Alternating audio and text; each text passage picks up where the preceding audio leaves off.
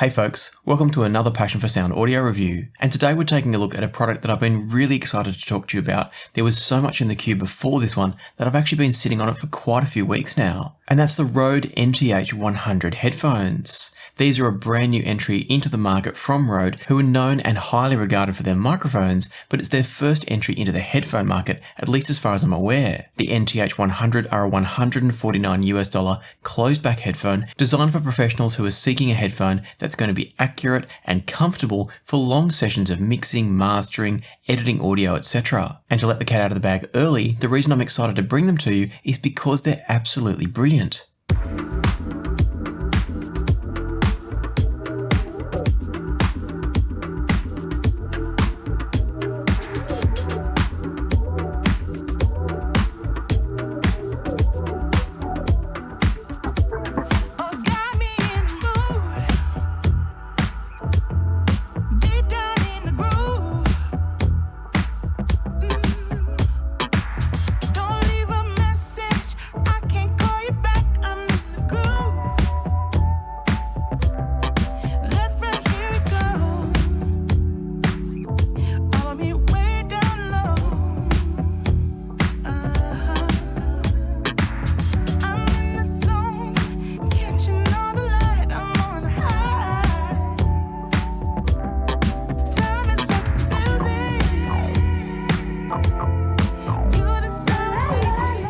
If we think about important features for headphones that are designed for mixing, mastering, live recording, so monitoring as you're getting the live recording coming through, podcasting, streaming, all of those sorts of things, what matters most are whether or not they are comfortable, whether they're accurate enough to judge what you're hearing through them as being correct to what's being recorded and picked up, or in the case of editing and mixing, whether it's accurate to what's going to be heard by the listener at the other end, and there needs to be a healthy dose of durability as well. These are the sorts of headphones that could be touring around with somebody who's mixing for live performances by a band, or maybe podcasting on the road. Maybe they're moving from one studio to the next for someone who's a mixing engineer that works in multiple studios. There are lots of situations where these are going to get knocked around a bit. And so Rode have put all of their marketing attention into talking about the fact that these are durable, they're comfortable for long sessions, and they're accurate from a frequency response point of view.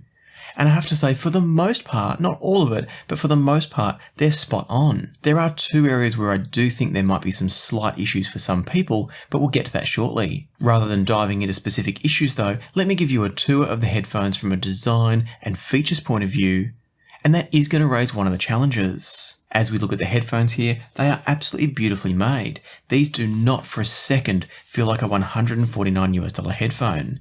In fact, they feel like a $600 or $700 headphone. They're just spectacularly made. They've got really solid metal pieces used for the yokes here, and excuse the little nubbin you've got on here, that's for an upcoming review of the Mod Mic Wireless, so make sure you subscribe if you're interested in my thoughts on that one. But the connecting piece between the headband and the headphones themselves is incredibly solid, and it's a beautifully designed piece of metal with multiple bends. It gives you some articulation in the cups, both in terms of a little bit of rotation and also some tilting. The cable has been really well managed, so there's a cable that runs throughout the headband to connect both cups, and that's been really well managed. I don't see any way that's going to get broken from movement of the cup, putting any strain on that particular wire. And then while we're talking about connections between the headphones and the headbands, it's worth talking about the FitLock system. So rather than having a normal kind of notchy adjustment piece for the headband itself, what Rode have introduced is what they call FitLock. And what that allows you to do is you turn this little piece here to allow the slider to actually move along the headband, and then when you've got it about right, you turn it again, the right direction would help, you turn it again and it locks it off, and then it won't move at all. So it's a really fantastic system if you want to get your headphones right and know that they're going to stay right whenever they're in your bag, moving from one location to the next, just not using them for a while. It's going to stay exactly where it is. It does mean that fine adjustments are a little bit more fiddly because you've got to twist it, then kind of fit it on your head and twist it back, but it's a really minor deal, and I have to say I actually really love the system. I wish more headphones would use it. I'm actually reviewing another headphone, and I don't want to say too much yet because I'm still learning how to work with it, but I'm reviewing another headphone at the moment where I love its sound, but I'm really not a fan of its fit, and it's partly due to the way the headband system notches up and down. It's a much more expensive headphone for this, and I wish that this other brand had applied anything close to what Rode have done here. I really love the FitLock system. Moving on from that though, let's talk about the headband and also the pads on the headphones themselves. And the reason I want to talk about those is they're using an Alcantara finish on them, so they're very soft and very plush to interact with. But underneath the Alcantara, according to Rode, is a gel system. And that makes the memory foam that's within them very spongy and very soft, but also it keeps them really cool. And whilst it's winter here in Australia, I do sometimes have the heater on in my office, and I have to say I've not once felt hot or sweaty or clammy when wearing these on my ears. In addition to that, they're incredibly comfortable from the moment you first put them on to whenever you choose to take them off. That's both the headband, even on my bald noggin here, as well as the pads themselves on my ears. And so to this point, the NTH-100s are absolutely ticking all boxes. But now it's time to get to one of the minor gripes, and that is that these openings in the cups, whilst completely comfortable for me, are going to be potentially small for some people. In fact, when I tried to get measurements on these, it was nearly impossible to get a consistent measurement because the ears on my mini DSP ears measurement rig are actually too big for the openings on the NTH-100. So do keep that in mind. I'll show you my ears here. This is what fits nicely into them. But if you've got a bigger ear than what I do, and obviously that's very hard for us to translate through video, but if you do know yourself to have larger ears, these could be a bit of a problem for you.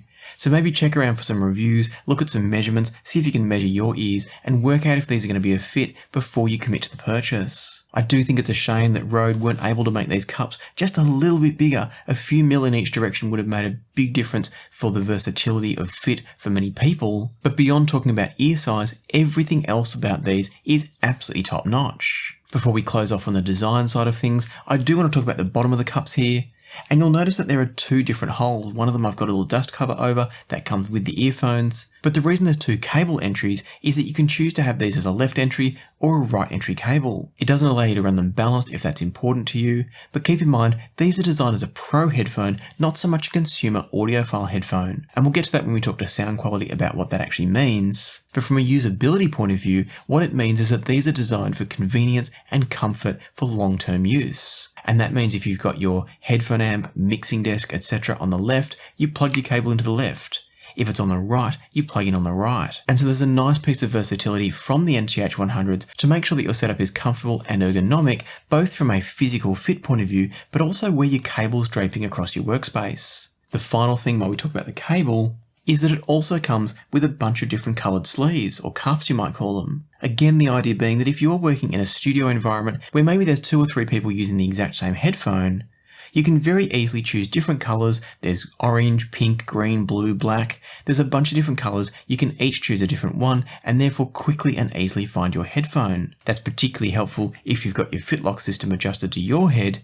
You want to pick up the pair of headphones that's right for your head size. And so whilst it's a minor detail, putting the coloured sleeves in there or cuffs, I do think it's a great idea. I often get asked for recommendations on the channel for specific products at specific price points. And so what I've done to help is produce this database. If you take a look at the description box in any of my videos, you'll find a section that says Passion for Sound Recommends. You might need to click the More button to see it, but it's always in the description. Clicking on the Passion for Sounds Recommends link will take you through to this database and give you a chance to see all of the different products that I've recommended over the years.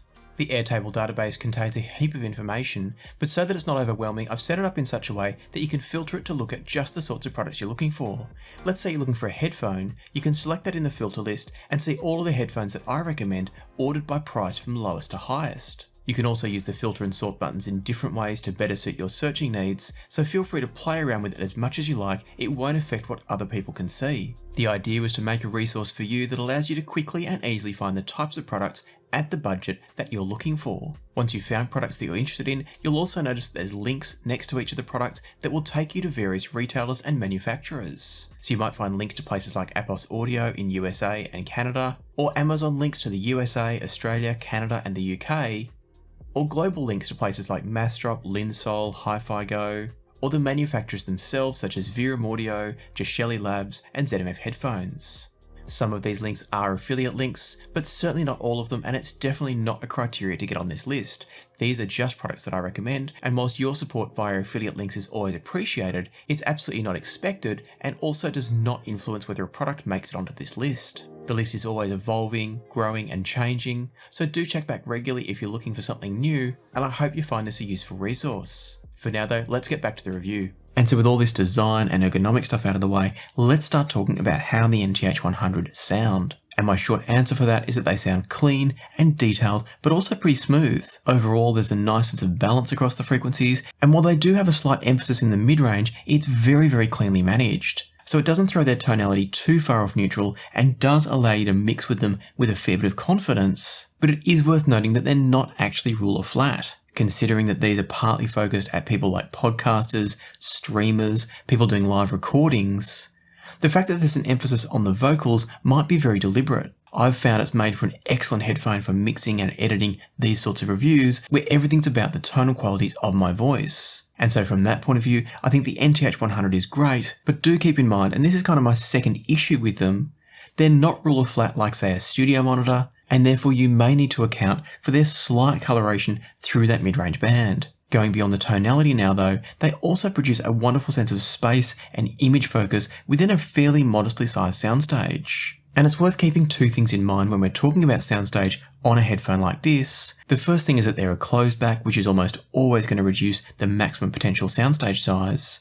And the second thing is that if you are doing mixing, mastering, engineering of music, you generally don't want a massive soundstage, at least not from your headphones. Having chatted to a lot of different people that do mixing and mastering with headphones, an accurate but modest sized soundstage is generally what seems to be preferable, and from that point of view, the NTH-100s are right on the mark. As is often the case though, it can often be hard to really judge a headphone until you put it up against some of its peers. And so I've got two comparisons for you that I think will give you a really nice sense of where the NTH-100 excels and maybe falls short. The first headphone that jumped to mind was the fairly ubiquitous Technica ATH-M50x. This is a closed-back headphone that's been used in lots of studios. It was famously used for monitoring and potentially even mixing of some of the Foo Fighters albums. And with a list price of $169 US, it sits right there next to the NTH-100. Before we talk about the sound, the first thing I want to say though is that the M50X feels nowhere near as well made as the NTH-100. It is worth noting the M50X does collapse more and fold up more, but if I had to pick which one was going to survive more bumps and bruises and drops and kicks and knocks and all those things,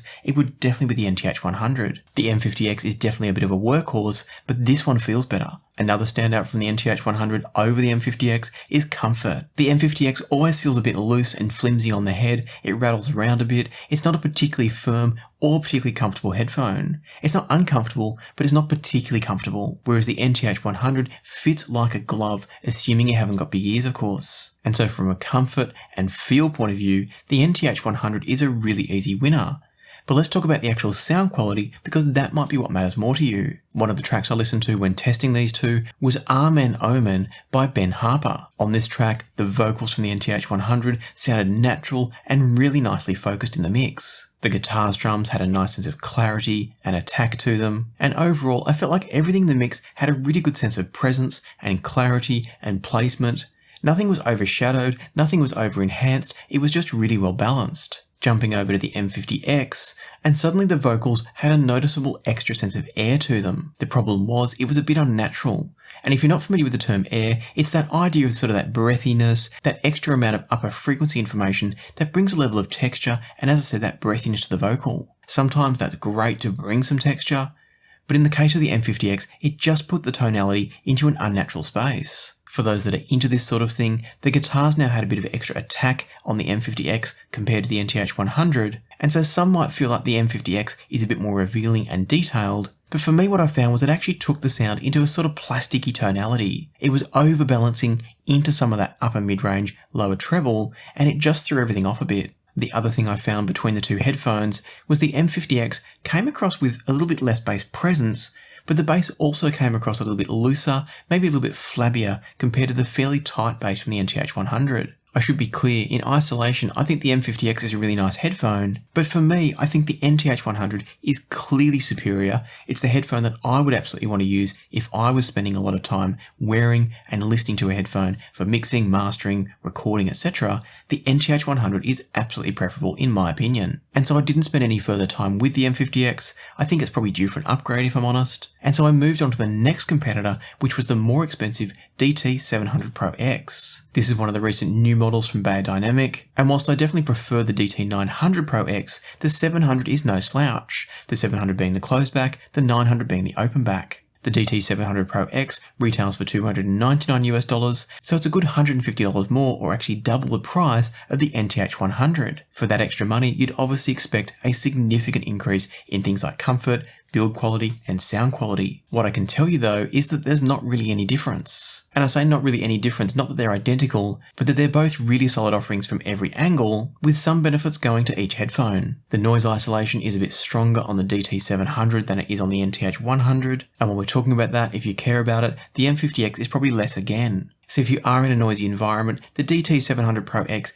is going to help to keep you in your own little bubble a bit better, but the NTH-100 is no slouch. I also noticed that the clamp force from the DT-700 is a bit stronger from the NTH-100. Now that's often something you can change by stretching out the headband or putting it over a box for a while, but with two relatively new headphones here in my collection, I've got the 700 here still, but I don't use it a great deal. With both of them being relatively new, I do find the NTH-100 to be a little bit more gentle on the clamp force, and therefore the slightly more comfortable overall fit. That said, the DT-700 is going to fit many more ears and also has wonderful plush, comfortable pads. So on things like build quality and comfort, it's almost a draw. I think if you can fit the NTH-100 easily, they're probably slightly more comfortable, but both are going to be great. For the comparison of sound between these two, one of the tracks I tried was Ozone Mama by the Black Crowes. And starting with the DT-700s this time, the opening bass line was wonderfully tactile and weighty from the DT-700s. It was one of those experiences where it was really close to being in the room with the bass player. That said, when the vocals came in, they were clearly a bit recessed in the mix. And I also found the DT-700s to have a slight sense of glare in the upper registers that made things like snares and cymbals just a bit harsh sometimes. Now it might sound like all of a sudden the NTH-100 is going to run away with this, but when I flipped over, the NTH-100 now sounded a little bit boxy in comparison. Part of that's just the normal challenge of flipping between headphones quickly, and it is something that you pretty quickly adjust to and your ears adapt to, but it goes to show that neither of these is a completely neutral and completely honest headphone. That bass guitar that I mentioned from the DT-700 sounded good for the NTH-100, but it didn't have that sense of tactile, bit of attack on the leading edge. It was not quite as clean sounding a bass and didn't have quite the weight and punch behind it. There's definitely less bass coming from the NTH-100 than there is from the DT-700, but there's also a little bit less sense of energy too. Now whether or not that's good or bad is going to come down to the track, the sources that you're using, etc. But on this particular track, the DT-700 was just fantastic. The NTH-100 was really good. The vocals from the NTH-100 were a little bit more forward than they were from the DT-700, but having now heard them from both headphones, it was clear that the mix is somewhat to blame for that slightly recessed sound. And that's where the DT-700's slightly recessed mid-range tuning over-exaggerated the mix a little bit, whereas the NTH-100's slightly forward mid-range tuning probably helped to fix it a little bit. And again, that's going to vary from track to track as to which one is better. To provide a bit of extra clarity here though, it's worth mentioning that the DT-700 gives more sense of clarity and detail in the vocals, but it does come across a bit lightweight and lacking in body. The NTH-100 fixes the presence and weight and body, but it doesn't have quite the same sense of detail and clarity just due to the upper register tuning. That said, the upper register tuning I think is better on the NTH-100 in that it better avoids harshness or sharpness in the sound. So you do trade off a slight sense of clarity and detail, but if you remember that these are designed for professionals using them to mix and master and edit, it's not really meant to be about audiophiles seeking that last little bit of detail, so much as a fairly honest and accurate representation of the music that's also not going to be fatiguing for long sessions. So whilst I'm not sitting here saying that the DT-700 is wrong and the NTH-100 is right, I know that for me, if I was doing long sessions of mixing, mastering, editing, etc., it's the NTH-100 that I would probably want because of that lack of fatigue. Now the DT-700s are way better than some of the older Beyerdynamics that had really killer, really aggressive treble spikes, but they do still, in my opinion, suffer from just a little bit of aggression in the upper registers. I know that at least one other reviewer I've seen talk about the NTH-100 felt like they wanted more treble from these, but I tend to disagree. A headphone that's for professional use, like the NTH-100, shouldn't be a tool for diving into the mix and finding every little issue and detail and potentially at the same time fatiguing your ears, because you're going to need to be listening to them for long extended periods. And in that regard, I do think the NTH-100 has pretty well hit the mark. It's not dead rule or flat, it's not completely and utterly transparent, but it's extremely good from a long-term use and relative accuracy point of view. It's not smoothing things off or sugarcoating anything, but it's also not looking to shred your ears either. So coming back around to the DT-700 versus the NTH-100, I can absolutely see people being split in both camps. There are going to be those that want the DT-700 for its bass qualities, and also its focus on clarity and detail from that extra treble, but I personally clearly lean towards the NTH-100 for the reasons I just said. And most importantly for me, it's the fact that they provide a pretty good tonal balance that's not perfect, but neither are the DT-700s. But they provide a better sense of emphasis and focus on the mid-range, which if you're mixing and mastering vocals, particularly voiceovers, podcasts, streaming, they're fantastic for that. I also feel like they come closer to a neutral frequency response than the Beyerdynamics do, and that's important for me as well. And so to bring all this to a close, what I'd say is that if you're in the market for a pair of closed-back, professional style, or just really good sounding headphones, I think both the DT-700 and the Rode NTH-100 are really good choices. If you're looking for maximum comfort, a more generally accurate tonal balance that's not entirely neutral and entirely clean, but does suit itself to mixing and mastering without making too many errors, then I think the NTH-100 is absolutely brilliant, particularly at its price. If you do have larger ears, or you're looking for more bass, or more of that sort of treble emphasis, then the DT-700 is a great option. But for me, I'm very happily sticking to the NTH-100, and they're one of my absolute highest recommendations now for pretty much anything under $500 in a closed-back can. That's not to say they're going to outperform everything else, but the whole package you're getting here in terms of price, comfort, and sound quality is absolutely exceptional. I didn't necessarily specify this at the beginning, but these are a musically enjoyable headphone as well as a professional tool. These are a headphone that you can absolutely put on, listen to some great music, and then switch over to your editing, mixing, mastering using the exact same headphone before switching back to musical enjoyment and not missing a beat on anything. And that's why I'm an absolute fan of the NTH-100. I think Rode have smashed this one out of the park and made an absolute winner of a headphone. So congratulations to Rode. Thank you to Rode for sending these to me and giving me a chance to try them. And if you're in the market for a pair of closed-back headphones and wanting to try something like this, then absolutely go and do it. For $150 US, it's impossible to go wrong, I think, with the NTH-100. Unless you've got large ears, in which case do a bit of research first. If you are keen on picking a pair of these up, I'll have a look around and see what links I can find. I've got no affiliations with Rode, there's no kickbacks or anything involved in this review, but if I can find some purchase links, I'll pop them down in the description below.